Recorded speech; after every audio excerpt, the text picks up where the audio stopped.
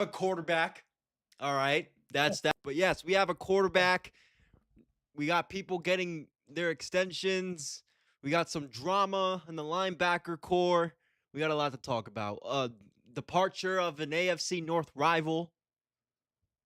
A lot to talk about here. So, I mean, we're excited. Let's you guys know the concept. We're ready to talk about it. Okay, so yeah, speaking of the AFC North rival traded, I think I'm surprised that the Rams, of all people, went and got him. And yeah, they gave up a first, but let's face it, the Rams were, AFC or NFC Championship game last year. They're gonna be NFC Championship game mix. I honestly kind of think Cleveland might be better off because that contract is off their books. They got a really good young pass rusher, Jared Verse, a guy I Mhm. really like a lot. And you got a first round draft pick out of it. So, thoughts on this Miles Garrett deal? Do you think thoughts on this Miles Garrett deal? Do you think They're worse. They're worse. But let's be 5 years. But let's be 5 years specifically. Miles Garrett. I would he's definitely specifically. Miles Garrett. I would he's definitely a top 3 defensive player in the league, if not number 1. I know there's two people that a lot of people like to, but I was shocked because I'm not but I was shocked because I'm not surprised he wanted out. What was all, and I remember it watching Monday Night Raw on WWE, and Kofi Kingston goes out there and says nobody likes this fucking city. Even Miles Garrett wants to get out of here. He was having his the real rumors were happening. So I knew it was gonna happen eventually, but LA, I was very shocked when I got the ESPN notification. LA again, they're probably gonna go to the Super Bowl this year because they should have beat the Eagles in that NFC Championship game where Puka Nakua made that nice catch. They should have won that game, and I think they should have went uh, to the Super Bowl. They could have went to the Super Bowl last year as well. It's always those last plays that are getting the LA Rams by much. well, I will tell you this. I have heard the rumors, and I was watching Cooper Cup on an interview where he spoke up and said, "I've already talked to Aaron Donald and told him he's not allowed to come back." There is a rumor that would be a very interesting development. Would the Rams on paper look like an unbeatable force? Yeah, probably. But then again, Miles Garrett's not the easiest guy to get along with. Yep. And the king of the phantom stat, the made up stat that got him defensive player of the year, the almost sack. Um, we'll see how he does out there. I mean, that's a really good division. I'm very interested to see how that works out.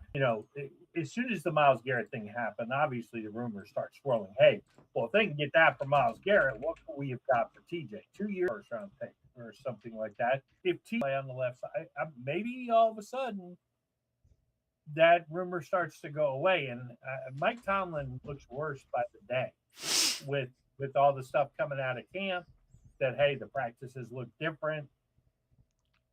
I'm going to say it this Yeah. way. Yeah, they look organized. There's coaching activity. Yeah. There's a lot of coaches out there. Yes. I think it's a nice way of saying that. Hey, man, we didn't know what we were missing. And let's face it, Mike McCarthy is not some, hey, I'm on the cutting edge of whatever. I mean, he's also kind of an older school coach, but just moving it into the 20th century or 21st century has really helped. But I look, there's always the endless debate. Should we trade TJ? $40 million with his production? Yeah, should we? But should we give him away? No, absolutely not. Do you think we can get even anything remotely close to a Miles Garrett type of deal or Nick Herbig? We'll get to that in a minute. Yeah. Do we stick with what we got, or do we look if we can get a big deal? Do we trade? I honestly don't think he produced a lot. I know a lot of this is a make or break year in a sense for TJ and his value and what he brings. There's gonna be a team out there. They might not be great. We not might get the best in return, but we don't have to accept the offer. But my point is, there are going to be teams out there bidding for TJ Watt. If he's willing to play anywhere, see, this is where, when you talk about training camp and all that, this is where in the last few weeks, we haven't catched up in a few weeks. I've been covering training camp. I've been seeing a lot of the videos popping up. I've been reacting to them, listening to a lot of, podcasters or media guys that were there. You can tell it is a whole other practice. And one thing I've heard from McCarthy is, I've never, with the quarterback, you never seen a head coach in the Steelers there. Never seen Tomlin that engaged with the quarterbacks.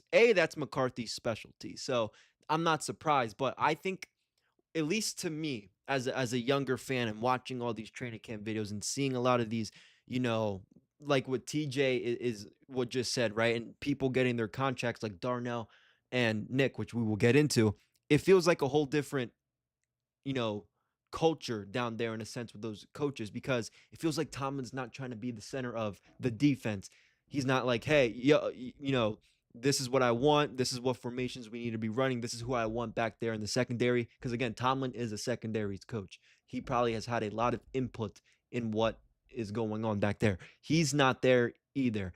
And Arthur Smith, I still think he was a problem. I know a lot of people aren't giving him they're not coming at him as much as they should, in my opinion. He's also not there.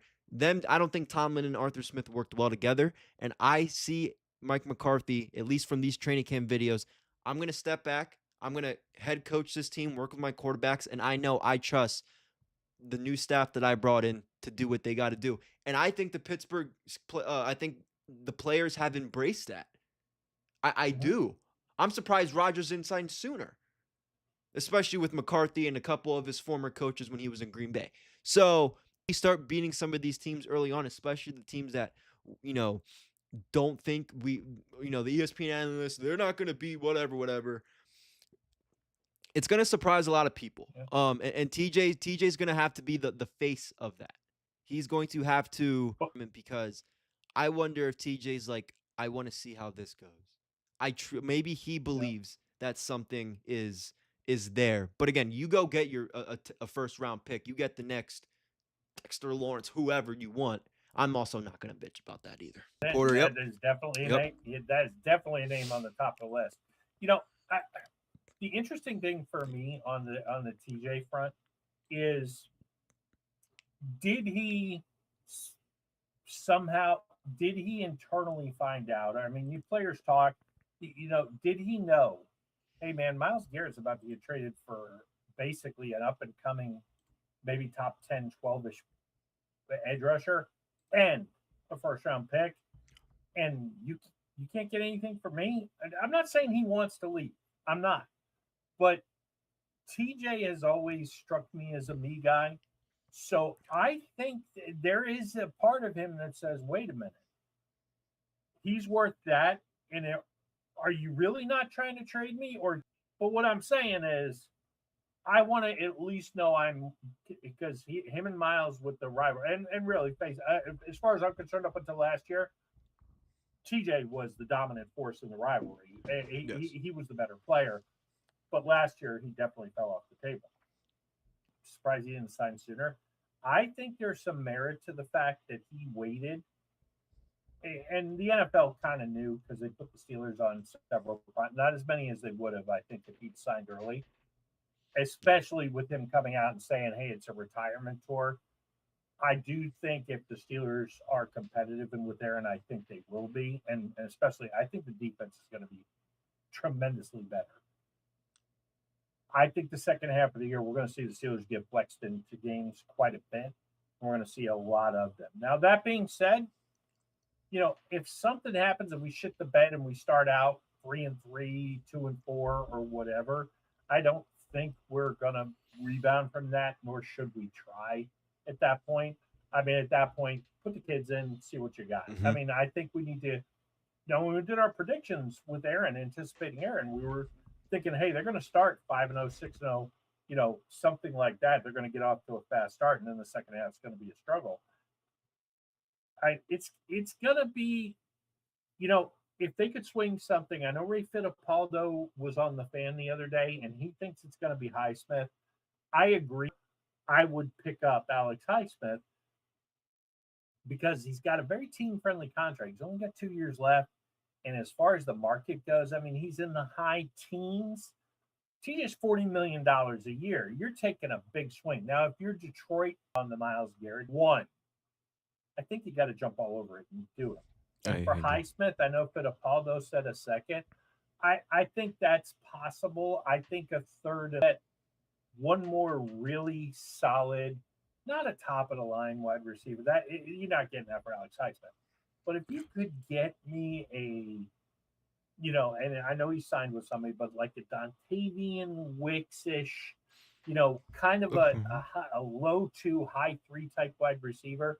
Because as much as I like the rookie Bernard and watching tape, as much as I want to believe, although I don't in the slightest, that Roman Wilson has turned the corner. I don't either. Man, if you could get me one more professional and Bernard is working as the 3 and 4, and the guy you bring in is working as the 3 and 2 to give with Aaron Rodgers, and just say, hey, we're going to take one run at it. He's gone after this year, and that's that. I think we're going to pay almost $100 million to 3 edge rushers. No, and I don't want to jump too far ahead here, but we are talking about Alex Highsmith, and I it's tough because at this point, if TJ is willing to move, I do think you should try to get what you can for Alex Highsmith. Now, he apparently had an illness, which say what's up to Somber. What up, Somber? He had an illness, reportedly, and I know people are. It's mandatory. I understand that. Trust me, I do. But you're gonna tell me that it's an illness. That's why he's not at mandatory training camp. Yeah, that's bullshit. Get out of here. He saw that, a role player, somebody that comes in as a role and on specific formations, just got a freaking bag. And I'm a starter. TJ just got his money last year, and I think around the late 2025. What's going through Alex Highsmith's head? I want more money. You know what his illness is? Lack of funds. Money-jitis. That was Alex Highsmith's illness. I believe he wants more money, and I just don't think he's getting that. I'm not just talking about the Steelers. I'm talking about any football team. Why am I paying a role player the amount of money I'm paying Nick Herbig for 4 years if I don't plan for him to start? I just paid arguably a top 3 defensive player in the league, even with the seasons he's had last year, maybe top 5 to go the lowest last year at the end of 2025. How the fuck am I? Why would I pay? Why would I pay for you? They are, in my mind, I already have my decision made up. That's why I'm saying, it might not be what we want. Try to get the best you can for Alex Highsmith at this point. I do understand that, but I can also understand maybe TJ Watt, the diehards of the Steelers fans like us, that want to. I think it could. So if I had to sit here right now, June 5th, again, maybe next week's show, whatever happens, I might change my mind. But if I'm sitting here right now on June 5th, I'm telling you to get what you can for Highsmith and have and get the ball rolling with TJ moving around. Somber, I love the new pick of the dog. Yeah, I do think you're onto something, that the plan is to transition to Herbig and Sawyer, hopefully. Yes. He's another one that I think we forget about a little bit sometimes. I know it's only going into his second year, but I think you can keep Sawyer for a little bit. I think the few plays and the few times he's been on the field last year, he's made some good plays. He doesn't have to be the best player on that field. I think he was a little overrated at Ohio State, being honest. But you know what he did? He made plays. That's all he has to do. Yeah, and Tyrone, so here, if you roll with him for this year, number one, it's not the worst idea because all those guys have injury problems. I mean, TJ got hurt the last couple of years. Highsmith has a history of getting hurt. He was relatively healthy last year. And then Herbig has had a year. But then you've got Highsmith going into the last year of his contract. I think with 2 years left, you got a better chance of getting a higher pick. I think if you could get a second, like let's say you could get a team that's going to be in the bottom half of the league, get their score, but we got pick 40. Maybe now we can take 24 and 40 and bundle them up like the guys are saying here next year. I think you can get a really good franchise quarterback type at 15 to 18. If there's 6 or 7 in the first round, they ain't all going in the top 10. Yes. Yeah. No, I like that. I like that. And again, I do. TJ got his money last year, and they just paid Herbig a bag. Well, I would just get what I can for Nick Herbig, Well, Alex Highsmith at this point. well, let's actually. What's interesting is, you know, Yes. so the bulk of that contract is backloaded. So theoretically, you don't have to pay. You can keep them the way they structured it. You can keep them all together because it's not the cap hit that people necessarily think it is. So if you did that, then maybe okay, I could see it. I just I think if you want to get the most for Alex, you got to do it now, or play out my contract. But if this year ain't better than last year, maybe he's done. Maybe he walks away and just says, you know what, I can't play at the level I think I can play at. And it almost to me would bolster his Hall of Fame type case. Not that he's not, but I think it would really add from a legacy standpoint, especially if, let's say, the Steelers don't win a playoff game. It's going to be the rebuild. Maybe I'm going to take a swing this year, and I've got a wink deal with Omar that I'm going to get my contract off the books for you next year if we don't do what we need to do. I agree, Yeah, man. I'm praying for the playoff win more than anybody. If we can win a playoff game, I think a lot of Steelers fans, including myself, we're gonna have big heads. We're gonna come on here and say we're winning the whole damn thing. Because and Somber, I kind of love the idea, to be honest with you, of Highsmith goes out, has a monster fucking year. They move TJ around to get creative and kind of squeeze some juice out of him. I don't think he's defensive player of the year anymore, but squeeze some juice out of him, show there's some late life in that contract. And then all of a sudden you go to TJ and say, you know what, man, we want to keep you around as a specialist, and can you restructure the contract? And then you pay Alex, and now all of a sudden Alex and Herbig are your every down, and TJ's your hey specialist kind of guy. Again, it's weird, but it's not No, not at all. And the Steelers are already doing that. They're doing that now. They're doing that now with Alex Highsmith, TJ, and then they insert Sawyer there. He makes a few turnovers, and then you got Herbig. So they're kind of already doing that right now. I just think if they could structure it a little bit differently, maybe have the right players at the same time on the field. We don't know if that's Nick and TJ. Alex and TJ, I still think this training camp they need to figure that out. Now is the season they need as well. Yeah, and this is a good point by Tyrone here. With the Herbig deal, it's $100 million. Everybody looks at it and goes, "Hey, 4 years, $25 million a year." It's not. It's 2 years at $5, and then he escalates up the plus $1 million. Paying him $25, it's kind of middle of the road. I heard Mike Florio make that point. This middle of the road for the Herbig contract.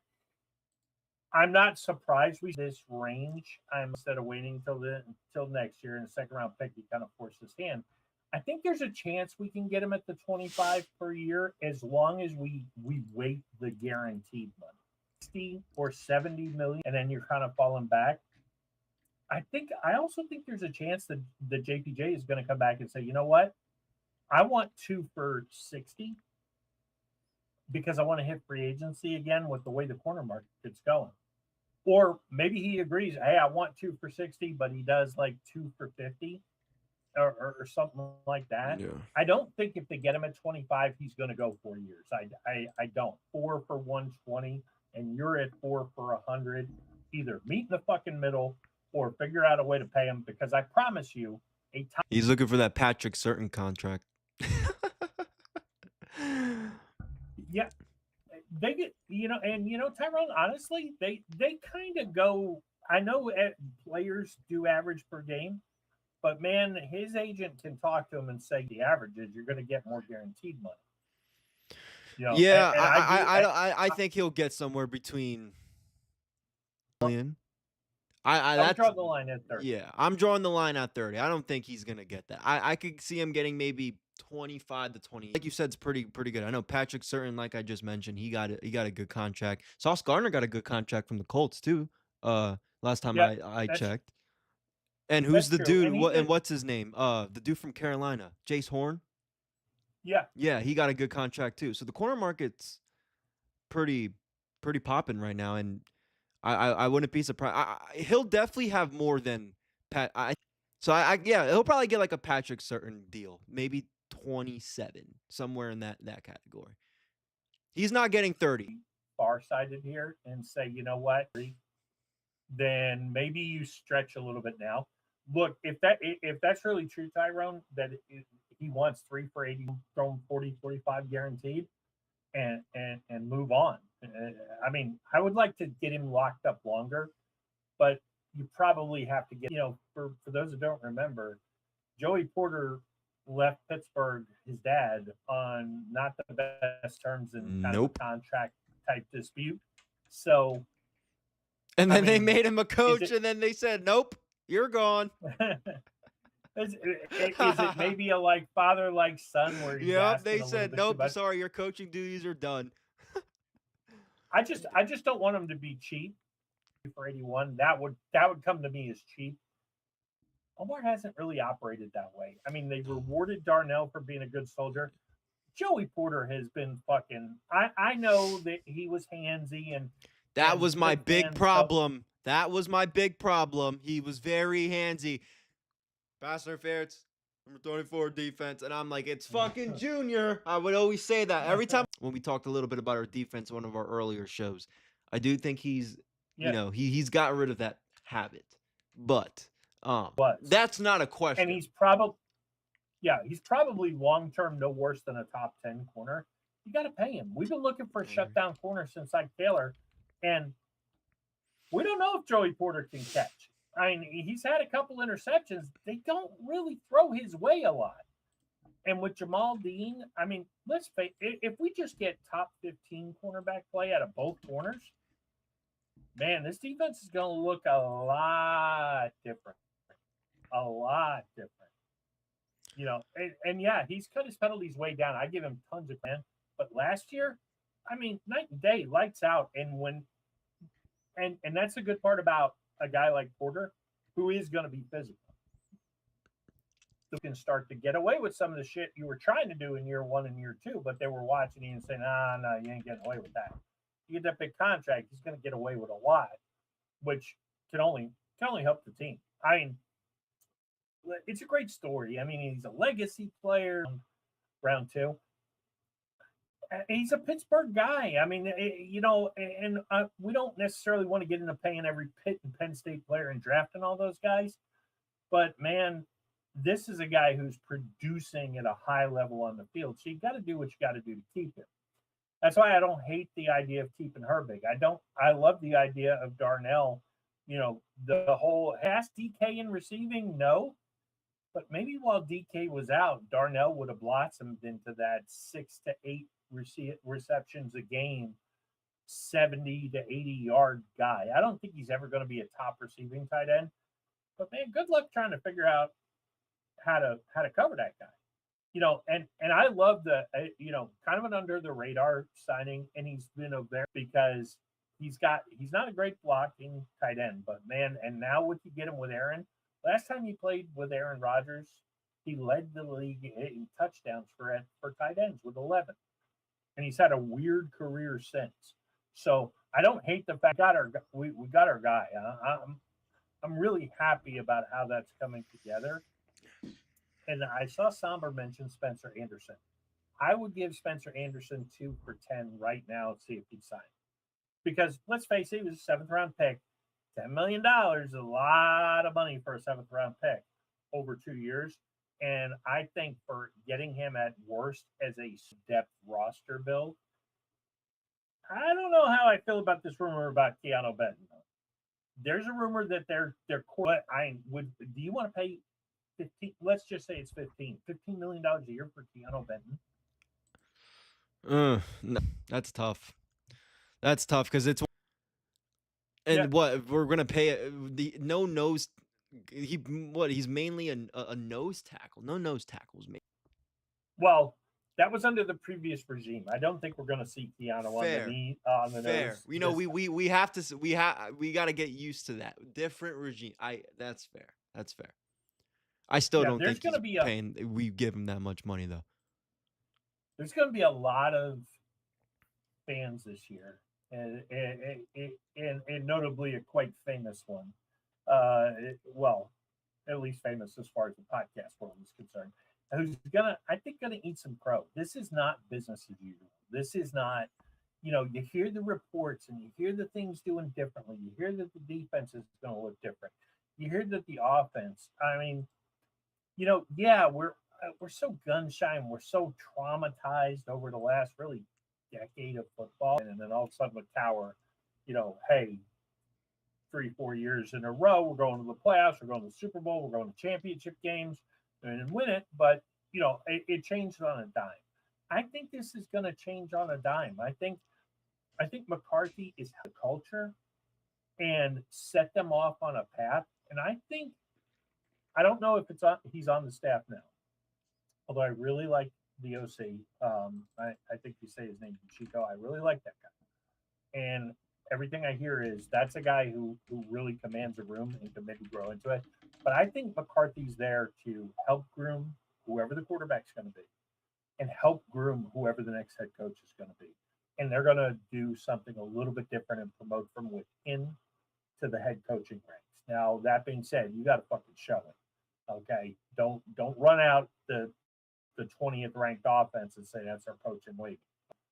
But that's what I think. I think that's the 5-year plan. It's like, hey, we've got to reset the franchise, rebuild the roster, get the quarterback in here. So we got our quarterback whisperer McCarthy.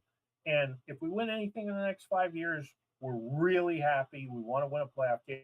We want to be competitive. We want to maybe get lucky and go all the way.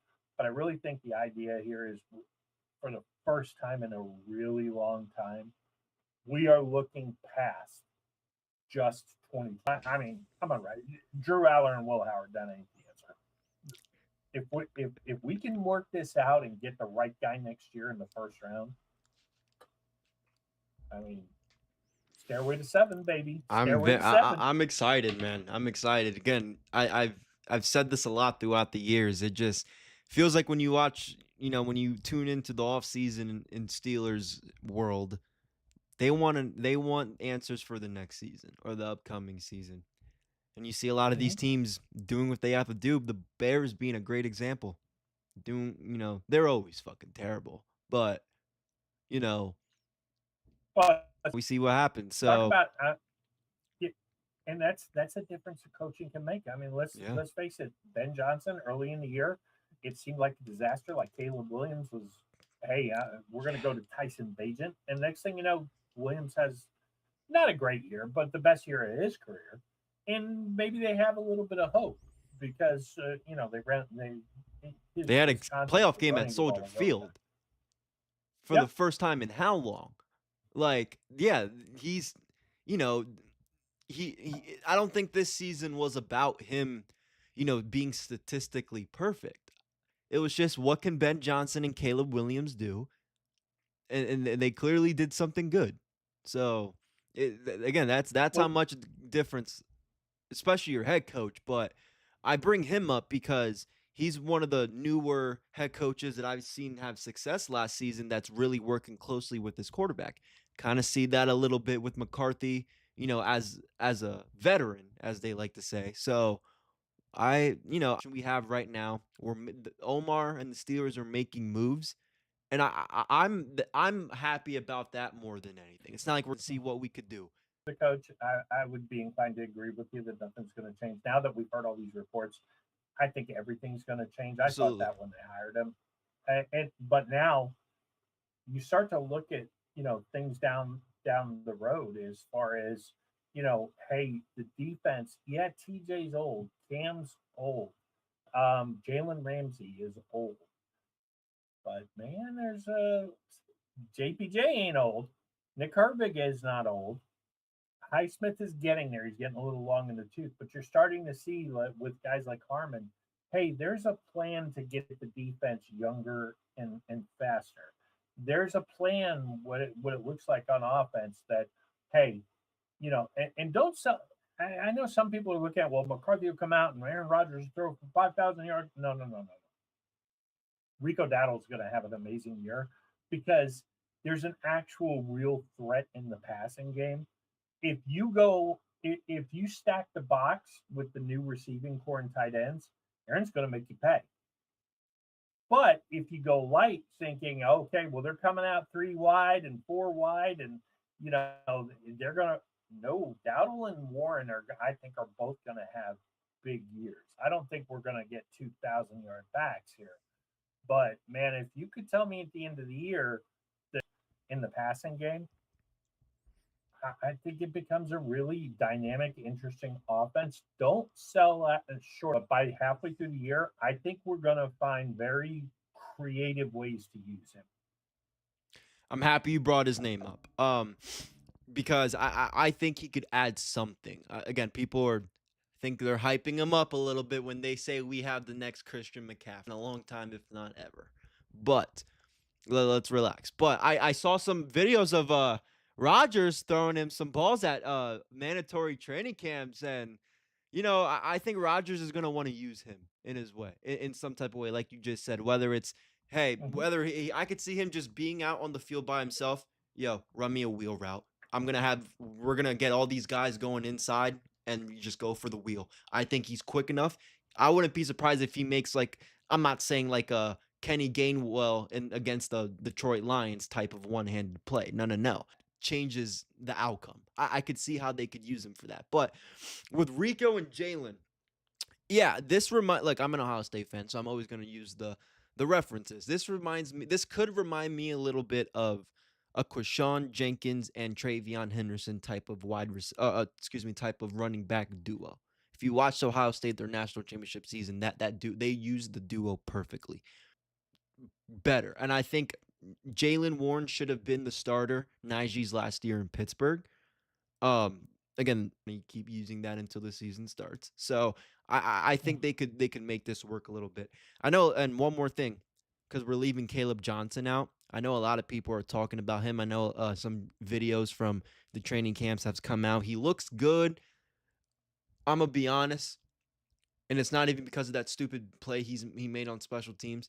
If I'm looking at what I have, and I know Rico and Jalen are my main guys. If I had to say, hey, do I want to make a special package for Caleb Johnson, or do I want to make a special package for Eli? I'm making a special package for Eli. And call me crazy. Call me crazy. So I don't know where Caleb Johnson's gonna fit into this. I personally think they're gonna cut Caleb Johnson. I think they're hyping Roman Wilson a little bit in the hopes they can trade him, because he's another guy who I thought before the mandatory minicamp that he would get cut.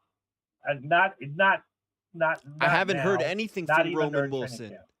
What the hell is he doing? Well, he supposedly caught a nice long pass from Rodgers, who, Mr. Washed did that last year too. Yeah, I mean, supposedly he caught like a 60-yard pass from Aaron Rodgers, who's still got a fucking cannon. He doesn't throw the ball down the field. It's not because he can't throw the ball down the field.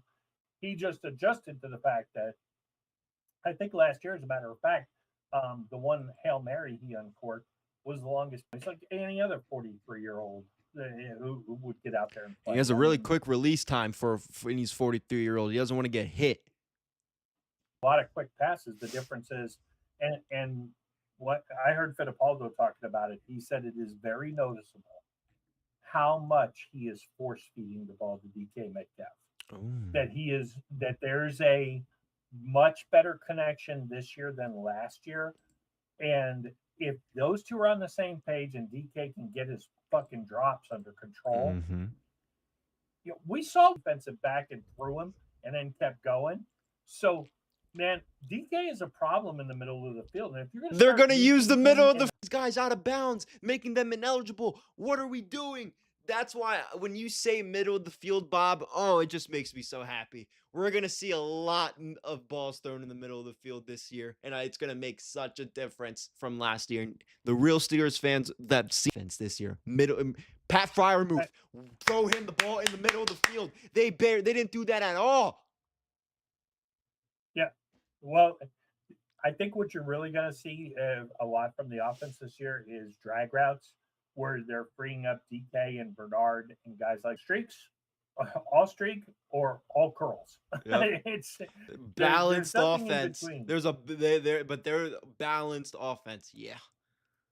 Yeah, I mean, I think we're going to see drag routes. I think we're going to see radically different concepts in the passing game.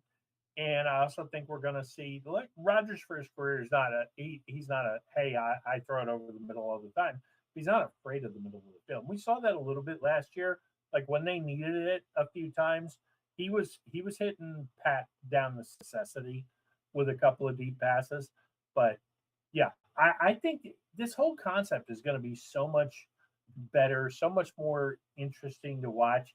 Look, it may fall flat on its face, but that being said, if I'm at least watching something fucking different on the field, I don't care if it fails. I just am happy that because we know the other shit doesn't work. Keep the game close. Hope Boz hits a 60-yarder. That'll work against really bad teams, but we don't play a lot of really bad teams this year. So we're gonna have to go win some games, and I think we will. We have to. It has to start excited. early. Has to start early, man. We can't go 3-3 or even worse 2-4, and then we start beating these teams, and then we can't do that. We got to start out swinging, and again, more importantly than ever this year, it is important that the Steelers beat the teams that they need to beat. There's at this point, Bob, there's no reason for the Steelers to be losing games to the Browns. Well, yeah. Well, man, here's the thing I will say. If ever a player needed any kind of a comeback resurrection season to change his image, it's Deshaun Watson. I don't think it's going to happen. But I don't even think he's going to touch the field like that much. I think it's almost guaranteed he's the starter, at least at the beginning. You're paying him $50 million. Fair. You got to put him on the field if he's healthy. And I think, look, I don't think he'll ever be beyond. No way in hell he could ever recapture. Man, that guy was a top 5 talent just 4 years ago. Yeah. I mean, we'll see. And now you got all these receivers, man, that they drafted. They had a really good draft. They did have a good draft. I mean, for our sake, for Pittsburgh's sake, and knowing Cleveland, they're going to fuck it up somehow. But that being said, they'll probably beat us in Cleveland. No, I remember I told you we're going. Oh yeah, no, yeah. That's what I said. Yeah, Tomlin. I remember that. Yeah, that was with Tomlin. Yeah. That was with Tomlin. Yeah, that was a Tomlin streak. We're gonna break that fucker this year.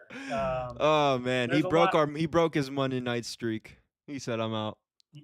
So SmackDown, WWE, they're in the European tour. So SmackDown was already at 2:00. So we're enjoying the NBA finals tonight. My host, our founder of the Sports Jedi Network, Kev, he is an Uber. He's born and raised in New York, so he's an Uber New York Knicks fan. If you guys want to hear him do the play-by-play, he does the play crazy or something, or the Spurs are going off. I like to watch him just because I like to see him get like fuck, but he's commentating. But then when Jalen Brunson makes a clutch shot, Brunson so. It's very fun. It's very entertaining. Go check him out. But yeah, we got our show tomorrow. And just the normal stuff. Again, wrestling's kind of So we're enjoying the finals until it's over. Sounds good. And we'll be back again next Friday with news and notes. Hopefully, a JPJ contract to talk about. Yes. And potentially some trades. Who knows what will happen this week? The Steelers have had a, really interesting, newsworthy offseason. I mean, Omar always seems to do some things, but yeah, this has been a nice, consistent run for podcasters and for media. The Steelers have done a good job, giving us especially something to mixing talk around. about. You don't see a lot of Oh my gosh, I do want to bring that up before we say goodnight. The Pirates are second in the NL Central. A couple games over Yes. 500. We might have playoff baseball in Pittsburgh in October. 3 games out of first. We're I playing think I now. heard Now we today got. they've Now only we got to go. We got the Braves. They're playing pretty good ball.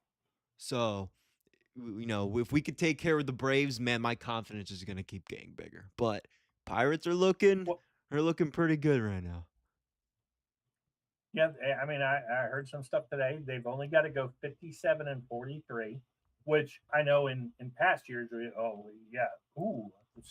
Only.